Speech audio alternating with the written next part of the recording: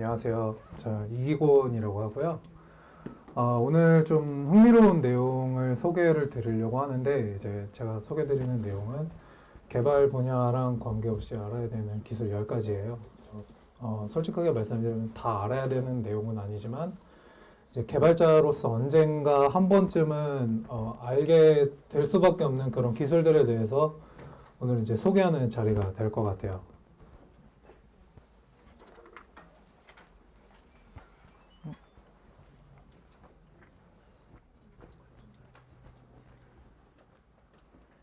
잠시만요. 이게 안 넘어지는데.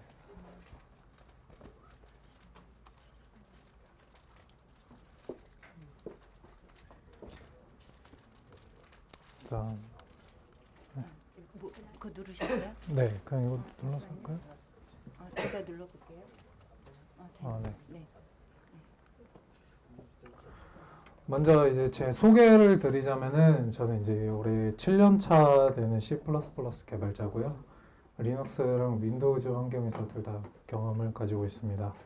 그리고 이제 첫 회사는 멀티미디어 분야였고, 그 다음에 이제 게임 업계를 거쳐서 현재는 AI 쪽 업계에서 활동을 하고 있고요. 스와랩이라는 회사에서 리드 엔지니어로서 이제 역할을 맡고 있습니다. 리드 엔지니어 같은 경우는 이제 소프트웨어를 설계하고요. 그 다음에 코어 엔진에 해당하는 부분을 개발하고 개발팀의 프로세스 같은 거를 점검하는 그런 역할이라고 보시면 될 것 같습니다.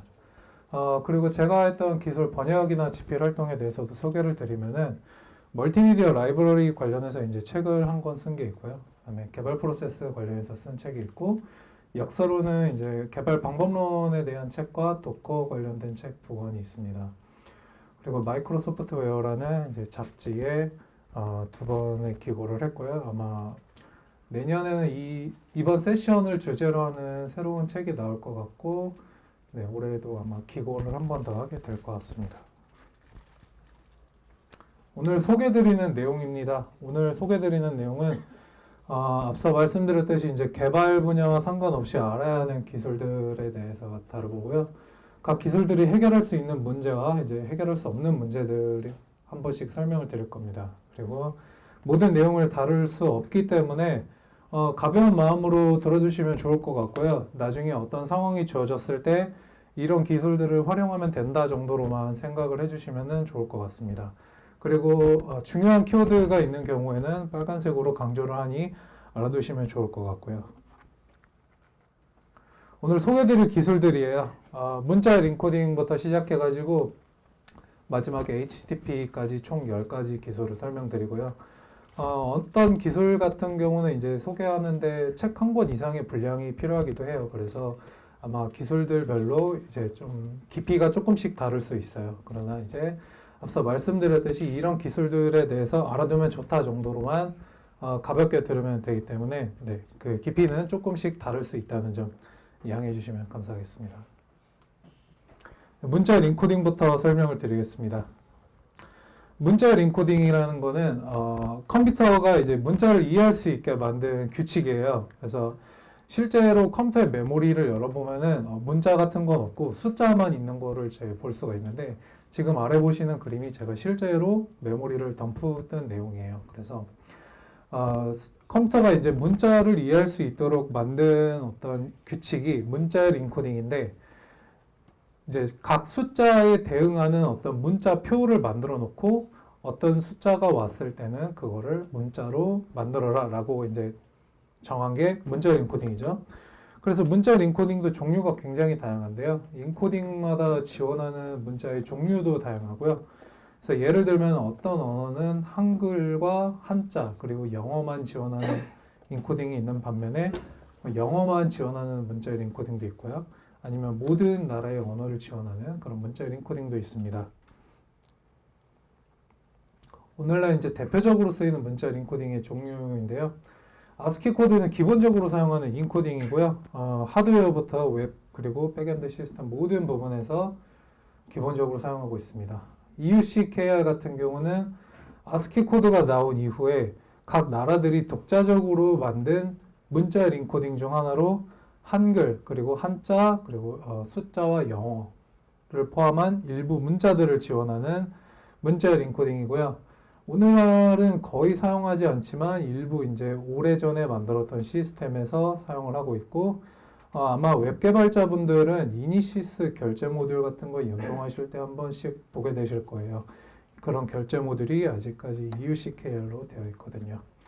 그리고 UTF-8 같은 경우는 오늘날 이제 표준이 되는 문자열 인코딩이고요. 특별한 일 없으면 다 이 문자열 인코딩을 사용한다고 보시면 될 것 같습니다. 반면에 UTF-16 같은 경우는 UTF-8보다 많이 사용하진 않지만 자바 윈도우 API에서 아직까지 호환성을 위해서 이제 사용을 하고 있어요. 그래서 멀티바이트라고도 부르고요. 마지막으로 UTF-32 같은 경우는 유니코드가 등장하면서 같이 나온 거긴 한데 아직까지 사용하는 경우는 거의 없습니다. 각 문자 인코딩에 대해서 잠깐 설명을 더 드리면은 아스키 코드 같은 경우는 문자 하나를 표현하는데 1바이트를 사용을 하고요. EUCKR 같은 경우는 문자에 하나를 표현하는데 고정된 2바이트를 사용을 합니다. 그리고 UTF-8 같은 경우는 1바이트부터 4바이트까지의 문자열 인코딩, 4바이트까지의 이제 범위를 사용을 하고요.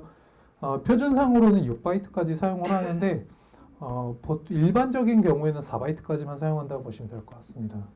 UTF-16 같은 경우는 고정된 2바이트를 사용을 하고요. UTF-32는 고정된 4바이트를 사용을 합니다.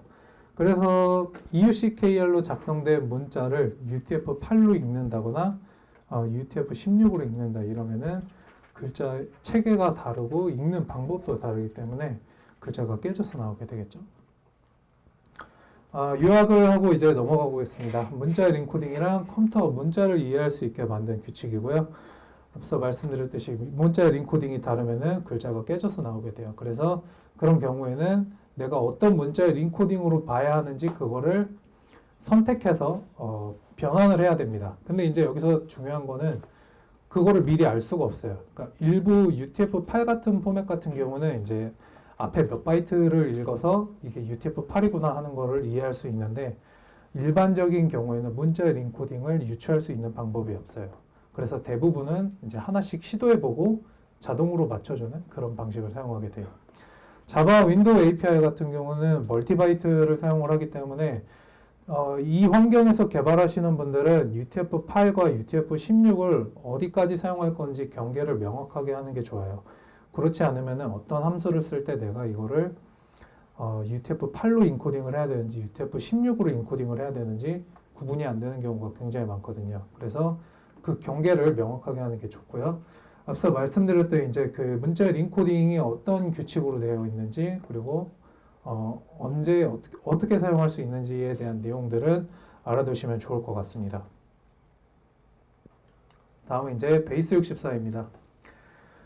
베이스 64는 아마 이제 웹 쪽에서 개발하시는 분들이 많이 들어보셨을 것 같은데 베이스 64는 바이너리 데이터를 아스키 코드 기반 문자열로 인코딩하는 방법이고요. 모든 아스키 코드 문자열을 다 사용하는 건 아니고요. 특수 문자 일부만 사용한다고 보시면 될 것 같습니다. 그래서 이제 아래 그림을 보시면 커피 사진이 있는데 이 커피 사진을 텍스트 베이스 64로 인코딩을 하면은 그 오른쪽 그림처럼 이제 텍스트 일련의 텍스트가 나오게 돼요. 그래서 이거를 다시 디코딩을 하면은 커피 사진이 나오게 되고 그런 방식이라고 보시면 됩니다. 베이스 64는 특별히 제가 뭐 이야기할 게 없어서 요약만 하고 넘어갈게요. 그래서 바이너리 데이터를 텍스트 기반 환경에서 다룰 때 유용한 게 이제 베이스 64고요.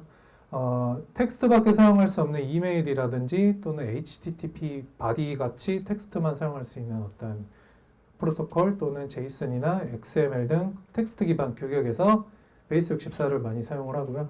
그러면 어떤 데이터를 베이스 64로 인코딩을 해야 하냐? 그거는 앞서 보셨던 이미지와 같은 바이너리 파일들이 있고요. 또는 이제 OTP 같은 경우 이제 그 OTP 값이 랜덤하게 생성이 되는데 이게 이제 랜덤하게 생성이 되는 게 바이너리 값으로 나와요. 그래서 그 값을 HTTP를 통해서 이제 전달을 하려면은 베이스 64로 인코딩을 해야 합니다. 그래서 그런 해시 키 값의 경우 베이스 64를 사용을 하고요. 베이스 64 사용할 때 주의해야 될 점에 대해서 간단히 소개를 드리면은 베이스 64로 인코딩한 문자열 크기는 기존 바이너리보다 약 33%까지 늘어날 수 있다는 점이 있고요. 그리고 이 베이스 64라는 건 단순히 이제 바이너리 데이터를 유지하기 위한 인코딩 포맷이기 때문에 암호화 기술이 아닙니다. 그래서 암호화가 필요한 경우에는 해시 함수라는 걸 사용을 해야 돼요. 다음은 이제 제이슨입니다. 제이슨 아마 많이 들어보셨을 것 같은데요. 제이슨은 이제 어떤 여러 형태 프로그래밍 언어에서 지원하는 문자열, 정수, 실수 이런 것들을 구조화할 때 사용하는 텍스트 기반 규격이고요.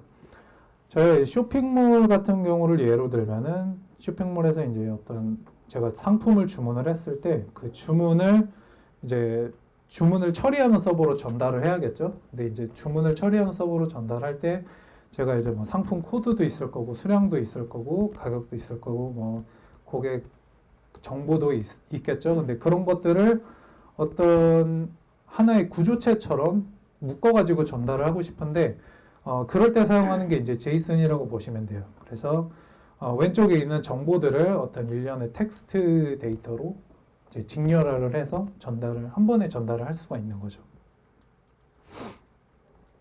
제이슨의 장점에 대해서 간단히 소개를 드릴게요. 제이슨은 2010년 이후에 RESTful API가 등장하게 되면서 등장한 건 아니죠. 네, 그게 이제 범용적인 어떤 규격이 되면서 굉장히 많은 분야에서 사용되고 있어요. 그래서 뭐 하드웨어에서도 제이슨 사용하는 경우가 많고요. 모바일이나 웹 백엔드는 뭐 당연하게 제이슨을 많이 사용하고 있고요. 그리고 이제 제이슨 사용 방법이 맵이나 리스트 같은 이제 프로그래밍 언어에서 지원하는 자료 구조랑 비슷해서 다루기가 굉장히 쉬워요. 생산성이 높다는 뜻이겠죠? 그리고 텍스트 기반이어서 디버깅하기가 굉장히 쉬워요. 이것도 생산성이 높다는 말과 같습니다. 아래 그림을 보시면은 이제 동일한 데이터를 한쪽은 제이슨을 이용해서 직렬한 거고요. 반대쪽은 이제 프로토콜 버퍼라는 바이너리 기반 이제 포맷으로 직렬을 한 건데요. 딱 봐도 이제 제이슨 데이터가 훨씬 읽기 쉽고 프로토콜 버퍼가 읽기 어렵다는 거를 알 수가 있어요. 근데 이제 제이슨이 장점만 있는 건 아니고요. 단점도 꽤 있는데요. 어떻게 보면 제이슨의 단점이라고 보기보다는 텍스트 기반 규격의 단점이라고 보시면 될 것 같아요. 그래서 지금 소개드리는 것들은 나중에 RESTful API를 만들 때도 한 번씩 고민을 해보셔야 할 것 같습니다. 첫 번째 단점은 바이너리 기반 규격보다 데이터를 표현하는데 필요한 용량이 훨씬 더 많고요. 처리 비용도 굉장히 큽니다. 그래서 일반적인 경우엔 문제가 되지 않아요. 그래서 대부분의 경우 문제가 되진 않지만 게임이나 금융 분야처럼 주어진 시간 내에 최대한 많은 처리를 해야 하는 경우는 굉장히 중요한 문제가 될 수 있어요. 그래서 이 경우에는 제이슨을 사용할 수 없는 경우도 많고요. 제이슨을 사용했을 때랑 프로토콜 버퍼를 사용했을 때랑 초당 받을 수 있는 메시지 차이가 굉장히 많이 차이가 나는 경우도 있어요. 다른 단점으로는 데이터 규격이 바뀌었을 때 이게 프로그램에 직접적으로 반영이 되지 않아요. 이게 어떤 말이냐면은 서버와 클라이언트가 어떤 버전 1의 이제 제이슨 메시지를 통해서 메시지를 이제 교환을 하는데 도중에 이제 개발 도중에 서버에서 메시지 규격을 조금 바꿨어요. 아니면 뭐 버그가 발생해서 메시지 내용이 좀 달라졌을 수 있겠죠. 근데 이게 서버 쪽에만 적용이 되다 보니까 클라이언트에서 이걸 알 방법도 없고요. 제이슨을 바꾼 곳을 그 규격을 바꾼 곳을 제외한 다른 코드 그 어떤 곳에서도 이게 바뀌었다는 걸 알 방법이 없습니다. 그래서 이제 제이슨 같은 경우 규격을 잘못 만들어서 또는 뭐 오타 같은 게 있어서 규격이 바뀐 경우 이거를 굉장히 늦은 시점에 알게 돼요. 그래서 개발 초기에는 이제 제이슨 때문에 생산성이 높았는데 개발 중순기에 들어가면 이런 문제 때문에 버그가 굉장히 많이 생깁니다. 그래서 이런 것들을 보완을 하려면 제이슨을 클래스로 직렬해주는 이제 기능들이 있는데 보통 이제 리플렉션을 지원하는 자바나 C샵에서는 라이브러리 수준에서 이런 것들을 제공을 해줘요. 그래서 규격이 바뀌면 클래스가 바뀌기 때문에 컴파일이 안 되고요. 그래서 그런 것들을 이용해서 어느 정도 보완을 할 수가 있습니다. 이제 마지막 단점에 대해서 소개를 드리겠습니다. 제이선 사용할 때 생기는 큰 문제 중 하나인데요. 제이선을 사용하면은 이제 모든 데이터를 직접 가공을 해야 된다는 큰 문제가 있어요. 예를 들어서 데이터베이스에 컬럼이 한 50개가 있어요. 그러면은 그 컬럼 50개를 다 코드로 가져와서 어떤 키도 다 입력을 해야 되고요. 어떤 값을 어떤 키에 넣어야 될지도 다 해야 되는데 그게 이제 컬럼이 많아지면 많아질수록 힘들고요. 이제 또 어떤 형태로 가져올지에 따라서도 굉장히 많이 달라지기 때문에 이런 것들 때문에 개발 후반기에는 생산성이 굉장히 떨어질 수가 있어요. 그래서 이제 앞서 말씀드렸듯이 제이슨을 클래스로 직렬하는 기능들을 사용하면은 이제 그냥 클래스로 시리얼라이즈 해가지고 사용하면 되기 때문에 어느 정도 보완이 가능합니다. 그러면 이제 제이슨을 사용하는 대신 그냥 클래스에서 값 가져와서 사용하면 되거든요. 그리고 GraphQL처럼 처음부터 그냥 쿼리가 가능한 데이터베이스를 사용을 하면은 제이슨으로 변환할 필요 없이 결과 자체가 제이슨과 비슷한 포맷으로 오기 때문에 이런 걸로 생산성을 굉장히 많이 끌어올릴 수가 있어요. 네, 요약하고 넘어가겠습니다. 제이슨의 장점은 굉장히 범용적으로 사용되고요. 그 다음에 텍스트 기반이어서 디버깅하기가 굉장히 쉽습니다.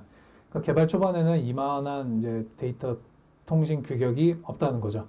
단점으로는 이제 그 바이너리 기반에 비해서 굉장히 비효율적이라는 게 있고, 이제 데이터 규격이 바뀌었을 때 이거를 소프트웨어 상에서 굉장히 뒤늦은 시점에 알게 된다는 점, 그리고 데이터 양이 많아지면 많아질수록 가공하는 데 드는 비용이 커진다는 거, 그런 점이 있겠습니다. 물론 단점 같은 경우는 앞서 설명드린 것처럼 여러 가지 방법으로 보완이 가능해요. 그래서 알아두면 좋은 내용으로는 아까 설명드린 GraphQL이 있을 거고요. 또는 이제 직렬화에 대해서도 알아두시면 좋을 것 같습니다. 그리고 같은 텍스트 기반 규격인 XML이나 YAML, YAML이라고 하거든요. YAML에 대해서도 알아두시면 좋고요. 바이너리 기반 규격에 대해 관심이 있는 분들은 프로토콜 버퍼에 대해서도 한번 찾아보시면 좋을 것 같습니다.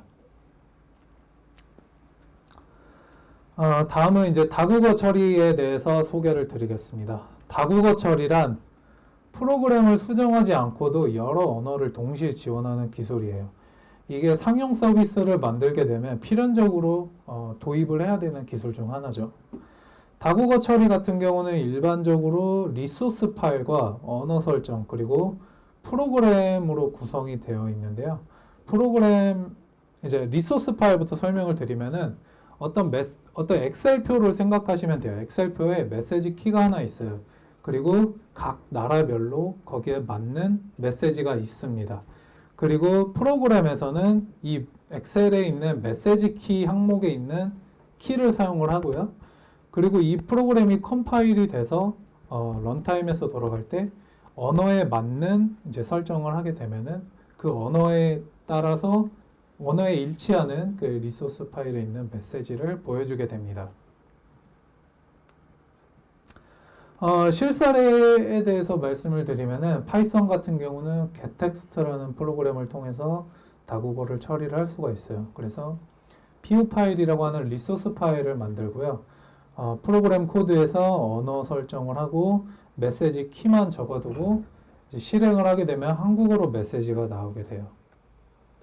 반면에 이제 저희 앞서 이제 보셨던 코드랑 비교를 했을 때 언어 설정만 이제 일본어로 바꿔주고 그 일본어에 해당하는 리소스 파일도 이제 만들었는데 똑같이 실행을 하면은 한국어가 아닌 일본어가 나오게 돼요. 그래서 이런 식으로 각각 분리된 역할을 가지고 있다고 보시면 될 것 같습니다. 안드로이드 프레임워크 같은 경우는 프레임워크 수준에서 다국어 처리를 직접 지원을 하기 때문에 별도로 이제 뭐 getText 같은 프로그램을 사용할 필요가 없고요. 그래서 이제 각 언어에 맞는 strings XML이라는 리소스 파일만 지정을 해주시면은 이제 안드로이드에서 실행이 될 때 자동으로 거기에 맞춰서 메시지를 뿌려주게 됩니다. 요약하고 넘어가겠습니다. 다국어 처리는 언어나 프레임워크마다 다릅니다. 근데 앞서 설명드렸던 getText가 사실은 i18n이라는 표준을 지원하는 프로그램이에요. 그래서 다국어 처리가 필요하다 그러면은 i18n이라는 표준을 지원하는 모듈이나 라이브러리가 있는지 먼저 찾아보시는 게 좋을 것 같습니다. 그리고 이제 다국어 지원하실 때 주의해야 될 점은 언어마다 글자 수가 다를 수가 있어요. 예를 들어서 경고 같은 경우는 2글자인데 워닝으로 표현을 하면 7글자죠. 그래서 이게 때에 따라서는 메시지 길이가 굉장히 많이 차이가 날 수 있거든요. 그래서 레이아웃이 깨질 수도 있어요. 한국어로 했을 때는 잘 나오던 게 영어로 바꿨을 때 뭐 버튼을 뚫고 이제 글자가 튀어나온다든가 그런 문제가 있어서 레이아웃 같은 거 테스트 하실 때는 가장 길다고 생각되는 언어에 맞춰서 테스트를 하거나 모든 언어에 대해서 테스트를 해봐야 되고요. 그리고 알아두면 좋은 내용으로는 말씀드릴 때 이제 i18n이 있고요. getText 프로그램도 알아두시면 좋고 C# 같은 경우는 리소스 파일을 이용해서 이제 다국어를 처리할 수 있는데 그때 사용하는 RESX라는 확장자가 있으니 이런 것들을 찾아주시면 좋을 것 같습니다. 다음은 날짜와 시간입니다. 날짜와 시간을 사용하는 이유는 이렇습니다. 국가별로 사용하는 타임존이 일단 다르고요. 한 국가에서 여러 타임존을 사용하는 경우도 있고요. 그리고 두 컴퓨터, 그러니까 서버 간 서버의 타임존이 다르다거나 서버와 클라이언트의 타임존이 다르면은 문제가 생길 수 있어요. 어떤 문제가 생긴지는 잠시 후에 다시 설명을 드리겠습니다. 시간의 경우에는 단조 시간과 실제 시간으로 구분을 할 수가 있는데요. 이 두 개념이 사용하는 곳이 조금씩 달라요. 그래서 이 개념에 대해서 알고 계시면 좋습니다. 타임존에 대해서 먼저 설명을 드릴게요. 타임존은 방금 말씀드렸다시피 나라마다 다르고요. 그리고 기준이 되는 시간은 UTC라고 합니다. 그래서 이 UTC를 기준으로 시간을 더하거나 빼서 시간을 표현하는데요. 한국 같은 경우는 UTC 플러스 9를 사용을 하고 미국 서부는 -4, 동부는 -5 규격을 사용합니다. 타임존은 운영체제 설정이나 웹브라우저 설정, 그리고 하드웨어 설정이나 사용자 조작에 의해 언제든지 바뀔 수가 있어요. 그러니까 프로그램에서 타임존을 고정해서 사용을 하더라도 이게 바뀔 수가 있다는 거죠. 그래서 한 시스템을 구성하는 여러 서버 간에 타임존이 달라지면 문제가 생길 수 있습니다.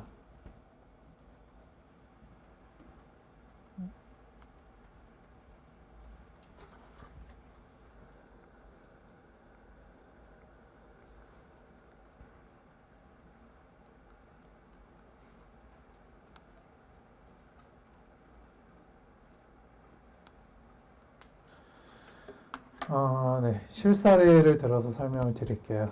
A 서버는 UTC 플러스 9를 사용을 하고요. B 서버는 UTC를 사용한다고 가정을 했을 때 오전 12시를 기준으로 제가 A 서버가 이제 12시에 오전 12시에 B 서버로 이 작업을 오후 9시 그러니까 9시간 뒤에 해줘라고 메시지를 보내요. 그러면 이제 B 서버 같은 경우는 UTC를 사용하기 때문에 이 메시지를 받은 시간은 오전 12시가 아니라 오전 3시입니다. 그러니까 오전 3시에 이제 A 서버 기준으로 봤을 때는 오후 9시에 작업을 해줘라고 보냈겠죠? 네. B 서버가 오후 9시에 작업을 하는 시간은 지금으로부터 약 18시간 뒤에요. 그러니까 시간이 안 맞죠? 그래서 이런 문제들이 생길 수가 있어요. 또는 B 서버가 9시간 뒤에 작업을 수행을 했는데 그 결과를 데이터베이스에 저장을 했어요. 그러면은 작업이 완료되는 시간은 오전 12시가 되겠죠? B 서버 기준으로. 그러면은 A 서버가 분명히 오전 12시에 작업을 요청을 했는데 작업이 오전 12시에 끝나는 그런 현상이 나올 수도 있습니다. 그래서 이제 이런 것들을 사전에 방지를 하려면은 모든 서버가 UTC를 사용하는 그런 이제 방법이 있는데요. 또는 동일한 타임존을 사용하게 강제해도 좋습니다. 이제 백엔드 서버 같은 경우는 etcd나 주키퍼와 같은 서비스 발견 시스템을 이용을 해서 모든 서버의 타임존을 확인하는 방법도 있을 거고요. 또는 클라이언트와 서버 간 타임존이 얼마나 되는지 확인을 하거나 그냥 UTC를 사용한다고 가정을 하고 시간을 처리하는 그런 방법도 있습니다.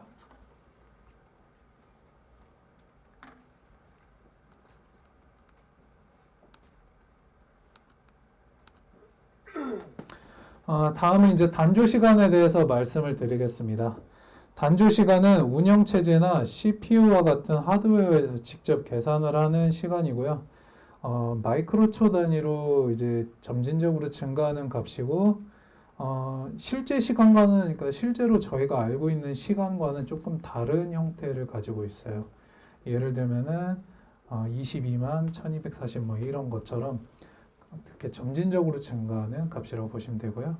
그리고 운영 체제가 시작하고 종료할 때까지 외부 요인에 의해서 절대 바뀌지 않습니다. 이게 굉장히 중요한데요. 이 특징 덕분에 이제 어떤 곳에서 단조 시간을 사용을 하냐면요. 어떤 작업을 1초 또는 10초 또는 1분마다 주기적으로 수행해야 될 때 이 시간을 단조 시간으로 지정을 하면은 항상 고정된 시간마다 작업을 수행을 할 수가 있고요. 또는 특정 작업의 실행 시간을 계산을 해야 될 때 함수 시작 전에 단조 시간으로 현재 시간을 찍고요. 작업이 끝난 다음에 단조 시간으로 한 번 더 시간을 찍어서 비교를 하면은 그 시간차를 알 수가 있겠죠. 그래서 그걸로 실행 시간을 계산을 할 수가 있어요. 여기서 이제 예외가 조금 있는데 작업을 시작하는 서버랑 종료하는 서버가 다르면은 단조 시간이 아닌 실제 시간으로 비교를 해야 됩니다. 그 이유는 단조 시간은 컴퓨터마다 값이 다르거든요. 그래서 정확한 시간을 계산하기가 어렵습니다. 실제 시간 같은 경우에는 벽시계 시간이라고도 많이 부르고요. 이제 저희가 일반적으로 알고 있는 실제 시간과 일치하는 값이라고 보시면 됩니다. 단조 시간이 외부 요인에 의해서 바뀌지 않는 특징에 비해 실제 시간은 시간 서버 동기화에 의해서 언제든지 바뀔 수 있고요. 사용자가 시간을 바꿔도 바뀔 수가 있는 그런 값입니다. 그래서 운영체제에서 시계 화면에서 시간 바꿀 수 있잖아요. 그래서 그런 요인에 의해서 바뀔 수 있고요. 이게 바뀌어야만 하는 이유는 컴퓨터에서 계산하는 1초랑 현실 세계에서 1초를 정의한 것과 오차가 조금 있어요. 그래서 컴퓨터가 완벽한 1초를 계산을 할 수가 없기 때문에 그걸 위해서 이제 시간 서버와 동기화를 하는 것이고요. 반면 이제 그 1초라는 단조 시간의 경우에는 그 1초 자체는 완벽하게 1초가 아니지만 어쨌든 그 컴퓨터 안에서는 1초가 동일하기 때문에 이제 단조 시간을 그 실행 시간을 계산하는데 사용할 수 있는 거고요. 반면 이제 실제로 저희 사용자한테 어떤 시간을 보여줘야 되거나 또는 특정 작업을 어떤 날짜에 이제 수행을 해야 되거나 또는 한 달 이상 걸리는 주기로 작업을 해야 될 때는 단조 시간이 아니라 실제 시간을 사용해야 되는데요. 왜 한 달 이상 걸리는 작업을 실제 시간을 사용해야 되냐면 일단 한 달이라는 기준이 굉장히 모호합니다. 뭐 30일도 있고 31일도 있고 윤년도 계산해야 되고요. 그래서 이런 것들을 계산하는 것보다 그냥 매달 1일 또는 매달 15일 이런 것처럼 특정 날짜에 수행을 하게 하면은 훨씬 더 명확한 코드가 나오고요. 유지보수하기도 쉽습니다. 다만 이제 이 실제 시간이 작업을 수행해야 되는 시간인지 확인하는 거는 단조 시간을 이용해서 체크를 해야 돼요. 그렇지 않으면 이제 체크 주기가 엇갈릴 수가 있겠죠. 정리를 하고 넘어가겠습니다. 단조 시간을 사용하는 거는 어떤 작업을 짧은 시간의 주기로 여기서 이제 10초랑 1분이라고 했는데 보통 이제 타이머 함수 같은 경우는 100ms 이전에 시그널이 왔거나 또는 100ms가 됐을 때 이런 식으로 이제 사용을 하고요. 또는 특정 작업의 이제 실행 시간을 계산해야 될 때 이런 것들은 내 서버가 정상적으로 돌아가는지 어디서 병목이 생기는지 프로파일링을 해야 되는데 이럴 때 이제 단조 시간을 사용한다고 보시면 될 것 같습니다. 실제 시간을 사용하는 거는 어떤 작업을 한 달 이상 걸리는 주기로 실행을 해야 되거나 또는 특정 날짜에 수행을 해야 될 때 뭐 아까 말씀드렸던 랭킹 리셋이라던가 뭐 티켓팅 작업이라던가 이런 게 있겠죠. 그리고 또 사용자에게 그냥 실제 시간을 보여줘야 될 때 실제 시간을 사용을 합니다. 그리고 이제 어떤 서비스를 구성하는 모든 서버나 클라이언트는 항상 UTC를 사용하거나 동일한 타임존을 사용해야 문제가 없고요. 사용자에게 시간을 보여줘야 한다면은 보여주기 직전에 UTC를 기준으로 한 시간에 그 프로그램 설정에 타임존을 가져와서 그때 보여주는 게 가장 좋은 선택이 될 것 같습니다. 다음은 정규 표현식입니다.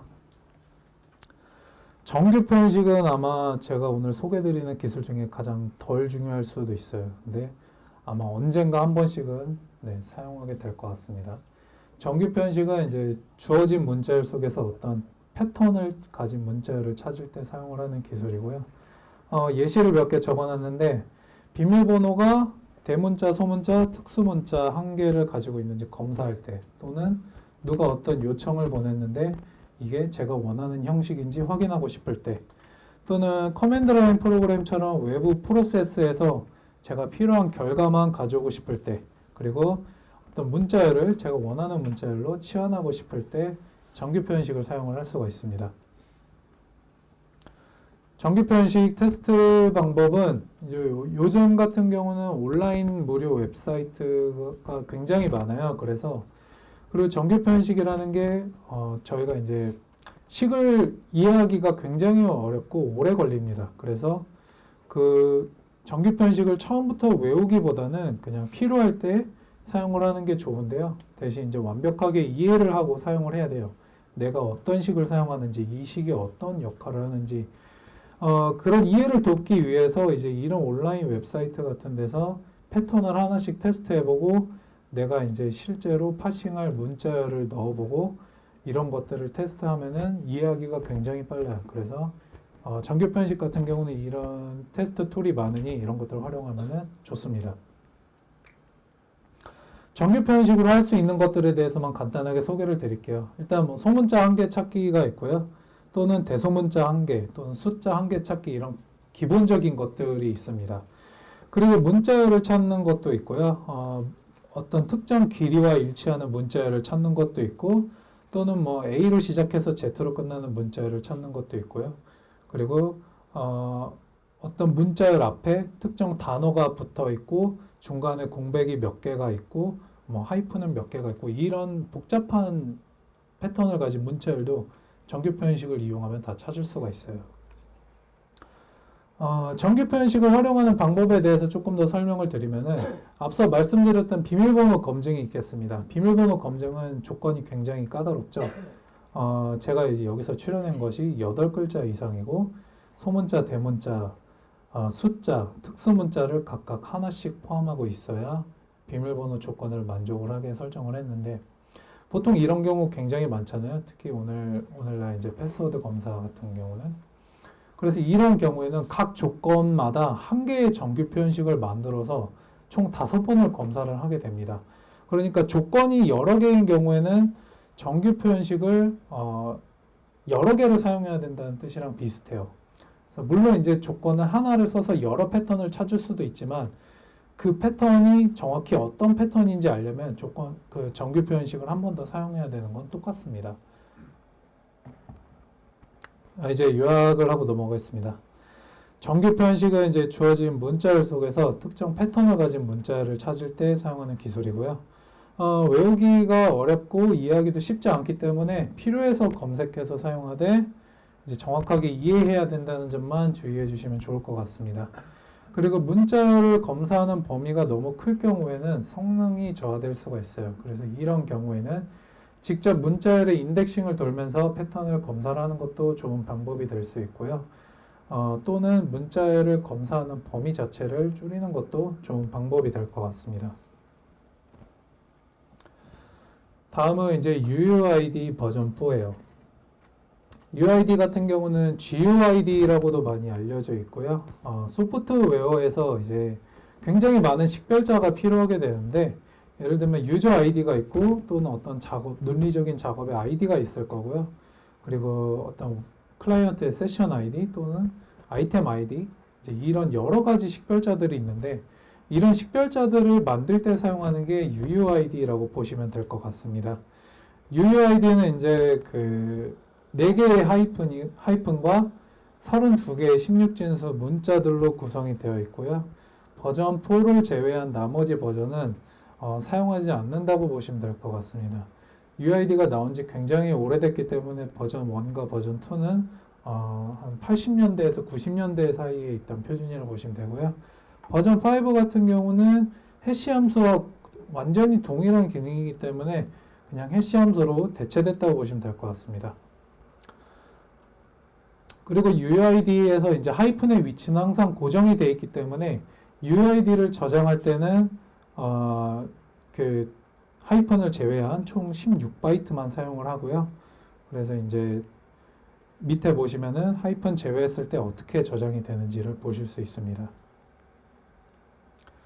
UID 사용 방법은 굉장히 간단해요. 제이슨처럼 그냥 모듈에서 UID 가져와서 사용하면 되고요. 대부분의 경우에 기본적으로 지원을 합니다. 그래서 쉽게 사용을 할 수가 있어요. 이런 것들을 그냥 식별자로 사용하시면 돼요. 요약하고 넘어가겠습니다. UID 사용하기 좋은 곳은 이제 어떤 그 웹 서비스에서 요청 아이디를 지정을 하고 싶을 때 또는 논리적인 작업의 아이디, 프로그램 내에서 생성한 어떤 객체, 오브젝트의 아이디 또는 파일의 고유 식별자 아이디 이런 것들을 이제 UID를 사용할 수 있고요. UID 사용할 때 주의해야 될 점은 UID만 봤을 땐 정확한 내용을 파악하기가 어려워요. 예를 들어서 웹 서비스에서 어떤 요청이 들어왔는데 그걸 UID로만 보여주면은 정확히 어떤 건지 알기가 어렵겠죠. 그래서 그때는 요청 IP라든가 또는 요청 주소, 메서드 이런 것들을 같이 출력을 해야 이 UUID가 어떤 정보를 가지고 있는지 알 수 있고요. 확률은 낮지만 같은 UUID가 만들어져서 충돌이 발생할 때 어떤 문제가 생기는지도 알아두셔야 할 것 같습니다. 그래서 충돌이 발생해도 문제가 없는 구조인지 아니면 충돌이 발생하면 안 되는 구조인지 확인을 해서 적절한 조치를 취해야 되는데요. 충돌이 발생해도 문제가 없으면 상관이 없는데 UUID를 이제 고유 키처럼 사용하는 경우에는 충돌이 생겼을 때 큰 문제가 발생할 수 있습니다. 그래서 이제 그런 경우에는 충돌이 발생하는지 검사를 먼저 하고 다시 생성을 한다던가 하는 식으로 또는 UID를 한 10,000개 정도 미리 만들어 놓고 그 풀에서 가져다가 사용하는 방식으로 충돌을 회피할 수도 있어요. 다음은 난수입니다. 난수는 무작위로 생성된 값을 뜻하고요. 아마 이제 그 랜덤 함수 배우실 때 뭐 컴퓨터는 이론적으로 완벽한 난수를 생성할 수 없습니다라고 소개를 많이 하는데 현대에는 이제 완벽한 난수를 생성할 수 있는 것으로 보시면 될 것 같습니다. 난수를 사용하는 곳은 앞서 설명드렸던 UUID 생성할 때 사용을 하고요. 그리고 게임 규칙에서도 많이 사용을 합니다. 그리고 이제 가차라고 하는 랜덤박스에서도 난수를 사용을 하고요. 그리고 OTP 같은 인증 키를 만들 때도 암호학적으로 안전한 이제 난수를 사용을 합니다. 난수는 크게 유사 난수와 암호학적으로 안전한 난수가 있는데요. 유사 난수 같은 경우는 여러분이 그냥 잘 알고 있는 난수를 흉내낸 난수라고 보시면 될 것 같아요. 그래서 난수의 목록이 있는 난수표로 이루어져 있는 그 난수가 있고요. 그리고 거기서 무엇을 고를지 결정하는 게 난수 알고리즘이고요. 그리고 내가 어디서부터 난수를 고르기 시작할 건지 결정하는 게 시드 값이라고 보시면 될 것 같습니다. 그리고 가장 범용적으로 사용되는 알고리즘은 메르센 트위스터라는 알고리즘이고요. 이 알고리즘이 유명해진 계기는 난수 생성 속도나 난수 분포도가 굉장히 균일하고 합리적이기 때문이에요. Node.js 같은 경우는 XOR Shift라는 알고리즘을 사용을 하고요. iOS 같은 경우는 자체적으로 만들어서 쓰고 있고요. 안드로이드는 그냥 선형 알고리즘을 사용하고 있습니다. 그래서 이런 경우 이제 조금 더 복잡한 난수가 필요하다 이러면은 모듈을 설치를 해서 사용을 해야 될 것 같아요. 유사 난수가 가진 큰 문제점 중 하나는 암호학적으로 안전하지 않다는 건데요. 그 이유는 제가 어떤 난수 알고리즘을 사용하고 있고 어떤 시드 값을 사용하는지 알고 있으면 다음에 올 난수를 예측을 할 수가 있어요. 실제로 게임 업계에서 이 난수 때문에 문제가 된 적이 굉장히 많고요. 특정 시간대에서만 원하는 아이템이 나온다거나 아니면은 뭐 특정 시간대를 피해서 원하는 아이템을 얻는다거나 하는 이런 사건들이 좀 있었습니다. 그래서 이제 유사 난수를 사용하면 안 되는 분야가 인증 키를 만드는 곳이랑 이제 게임 아이템 만들 때, 왜냐면 이 OTP 같은 경우도 이제 유사 난수를 사용하게 되면 예측이 가능하거든요. 그럼 다음에 1분 뒤에 어떤 OTP 키가 생성이 되는지를 예측을 할 수가 있어요. 그래서 이런 경우에 유사 난수를 사용할 수 없습니다. 그래서 이제 이럴 때는 암호학적으로 안전한 난수를 사용을 해야 되는데요. 앞서 이제 설명드린 것처럼 하드웨어 난수 생성기를 이용해서 예측이 불가능한 난수를 생성을 합니다. 그래서 시드 값이라는 게 애초에 존재를 하지 않고요. 성능은 유사 난수에 비해서 3배에서 4배 정도 느려요. 그래서 반드시 써야 할 이유가 없다면 그냥 유사 난수를 쓰는 게 훨씬 더 좋습니다. 그리고 암호학적으로 안전한 난수는 거의 모든 언어나 프레임워크에서 지원을 해요. 그 이유는 윈도우와 리눅스 둘 다 이제 기본적으로 그 암호학적으로 안전한 난수를 지원을 하기 때문입니다. 그래서 요약을 하고 넘어가면은 유사 난수와 암호학적으로 안전한 난수 총 크게 두 가지 개념이 있고요. 그리고 난수 알고리즘과 시드 값을 알고 있으면 난수 예측이 가능하기 때문에 사용해서는 안 됩니다.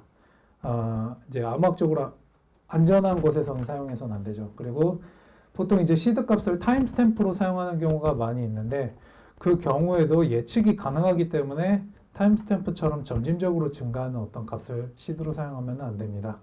물론 이제 단순히 내가 배열을 섞고 싶다거나 오브젝트를 어떤 랜덤한 순서로 정렬하고 싶다 이럴 때는 사실 큰 문제가 되지는 않는데요.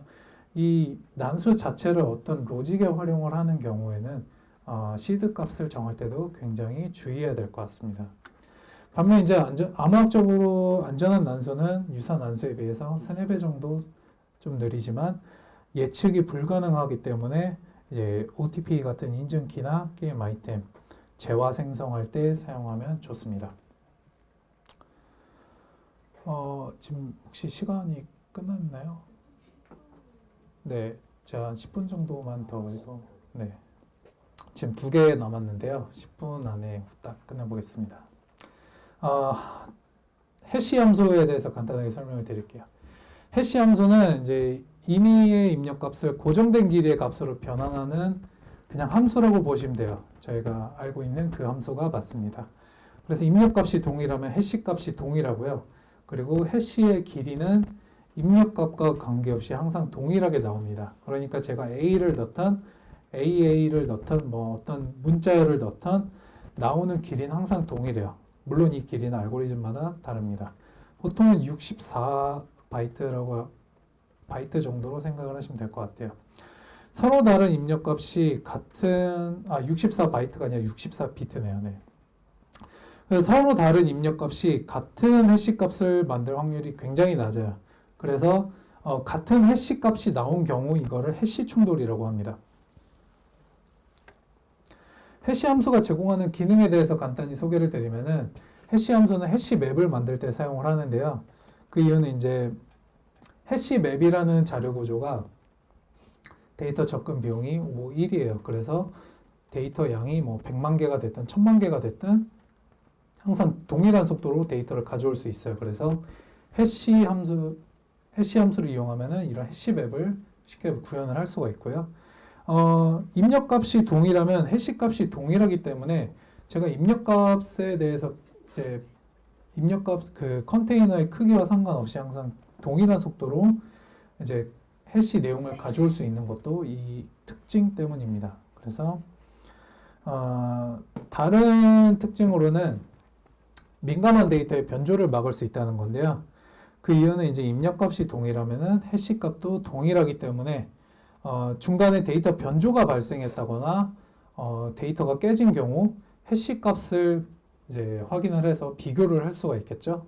그래서 이제 소프트웨어를 다운받는 홈페이지 같은 데 보시면은 이런 체크섬을 제공하는 곳들이 있습니다. 그래서 이 체크섬이 제가 다운로드 받은 프로그램을 이제 체크섬 계산을 해서 실제 이 체크섬과 일치하는지 확인을 하면 데이터가 중간에 깨졌는지 변조됐는지를 알 수가 있어요. 해시 함수가 제공하는 마지막 기능에 대해서 소개를 드리면은 비밀번호 검증이 있는데요. 비밀번호 같은 경우 보통 저희 데이터베이스에 해시를 해서 저장을 하거든요. 그 이유가 원본 값이 같으면은, 그러니까 입력 값이 같으면은 해시 값도 동일하기 때문에 원본 비밀번호를 몰라도 해시만 저장을 하면은 두 비밀번호가 같은지 비교를 할 수가 있어요. 대신 이제 비밀번호 저장 같은 경우는 암호학적으로 안전한 해시 함수를 사용을 해야 돼요. 그게 어떤 말이냐면은 해시 값으로부터 원본 값을 추측하는 게 불가능해야 되고요.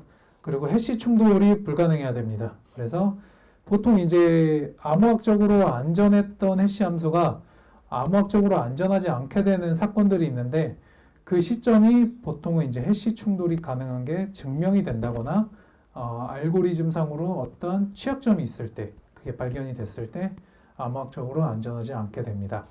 그리고 실무에서는 단순히 이제 해시만 사용하는 게 아니라 비밀번호에 솔트라고 하는 어떤 값을 더해서 해시를 하게 되는데요. 그 이유는 제가 비밀번호를 예측을 할 수 있고 해시 알고리즘을 어느 정도 알고 있으면 제가 또 유출을 할 수가 있어요. 왜냐하면 입력값이 같으면 해시값도 같기 때문에. 그래서 이런 것들을 방지하기 위해서 임의의 값을 추가를 해서 해시를 만듭니다. 그러면은 제가 비밀번호를 유추할 수 있더라도 해시 값이 다르게 나오기 때문에 어떤 알고리즘을 사용하는지도 유추를 할 수가 없고 비밀번호도 쉽게 알 수가 없겠죠. 해시 함수의 종류에 대해서 간단히 설명드리겠습니다. 오늘날 사용하는 거는 SHA-256 이상이라고 보시면 될 것 같아요. 그리고 그 이하, 그러니까 MD5나 SHA-1 또는 SHA-2 계열 중에서 SHA-224는 암호학적으로 안전하지 않기 때문에 더 이상 사용하지 않고 있고요. 머머해시 같은 경우는 예외로 이제 암호학적으로 안전하지 않게 설계됐고요.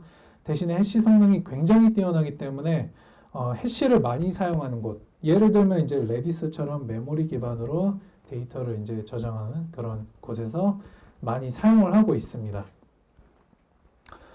요약하고 넘어가겠습니다. 해시 함수란 임의의 값을 고정된 길이의 값으로 변하는 함수고요. 입력값이 동일하면 해시 값이 동일하고 해시 길이도 동일하다는 특징이 있습니다. 또는 해시 맵 파일 무결성 검증 비밀번호 저장할 때 해시 함수를 많이 사용을 하고요. 그리고 해시 함수를 사용할 때는 SHA-256 이상을 사용한다고 이제 알아두시면 좋을 것 같습니다. 그리고 이제 뭐 해시 맵에 대해서 잘 모르시는 분들이나 O1에 대해서 잘 모르시는 분들은 이거에 대해서도 한번 찾아보면 좋을 것 같아요. 마지막입니다. HTTP인데요. 이거 내용이 굉장히 많기 때문에 정말 간략하게만 소개를 드릴게요. HTTP는 오늘날 이제 웹의 기초가 되는 프로토콜입니다. 저희 브라우저에서 구글 들어가면 이런 식으로 나오죠. 실제로는 이런 텍스트 기반 통신을 하게 되는데요. HTTP의 특징에 대해서 설명을 드리면은 상태가 없는 프로토콜입니다. 그러니까 제가 요청을 보내기 전까지 이 서버가 살아있는지 죽어있는지 응답을 보낼 수 있는지 알 수가 없어요. 그래서 지금 보시는 그림이 HTTP 기준으로 봤을 때 요청을 보내면 응답이 온다 정도만 있잖아요. 이걸 실제 TCP 레벨에서 보면은 요청을 하기 전에 연결을 먼저 맺고요. 응답을 받으면 연결을 끊습니다. 그래서 요청 하나당 소켓 하나를 사용하게 돼요. 그리고 응답을 닫을 때 소켓을 닫겠죠. HTTP 요청은 다음 요소로 구성이 되어 있습니다. 일단 요청 주소가 있을 거고요. get, post, put 이런 메서드가 있습니다. 그리고 HTTP 버전이 있고요. 대부분은 1.1을 사용하는데 요즘은 2.0도 많이 사용을 하고 있어요. 그리고 헤더에는 굉장히 많은 정보들이 있는데요.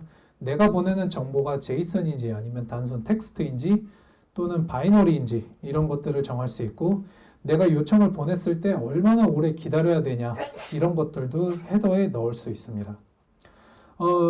그리고 이제 서버가 주는 응답에 대해서는 응답 코드가 굉장히 중요한데요. 보통 이제 응답이 성공했으면 200대의 응답 코드를 돌려받게 됩니다. 그리고 원래 보내야 될 서버가 이 서버가 아니라 너는 다른 서버로 가야 해. 이런 경우에는 300대의 코드를 반환을 하고요. 인증에 실패를 했거나 인자가 안 맞거나 그런 경우에는 400 에러를 반환을 합니다. 그리고 서버 내부에서 어떤 문제가 생겼을 때는 500대 에러를 반환하고요. 그러니까 이제 정리하면은 성공했으면 200이고 클라이언트가 잘못했으면 400이고 서버가 잘못했으면 500이겠죠.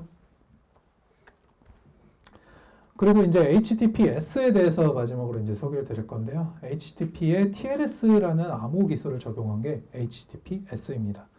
통신 내용이 암호화되기 때문에 여러분이 주고받는 데이터를 타인이 볼 수 없다는 게 특징이고요.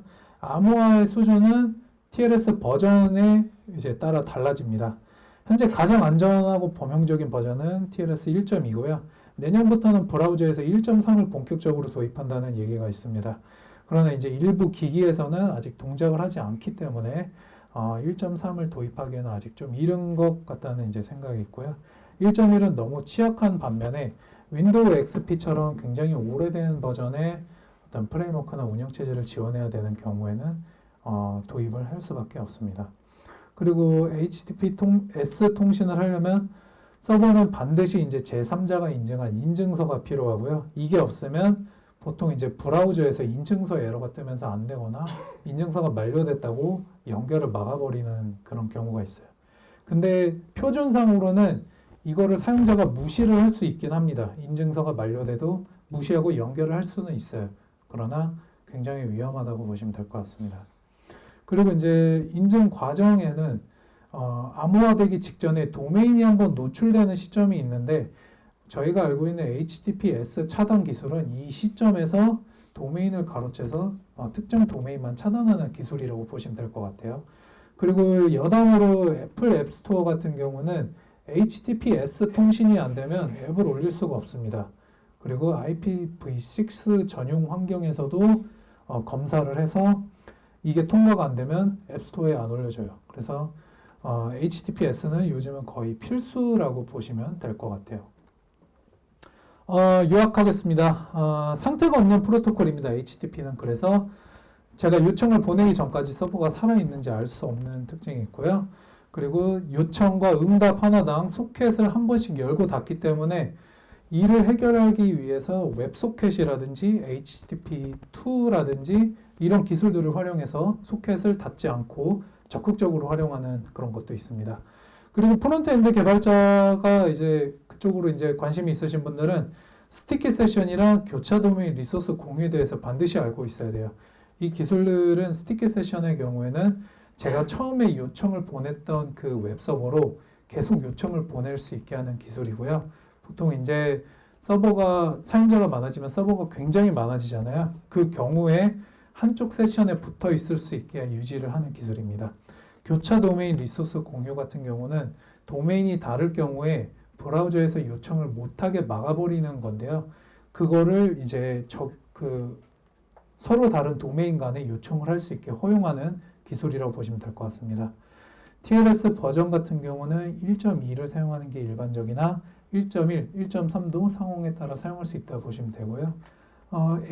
SSL Labs라는 홈페이지 가시면은 도메인에 대한 TLS 암호화 레벨을 확인을 할 수가 있어요. 그래서 보통 거기서 A+를 받으면은 굉장히 안전하다라고 평가를 받고요.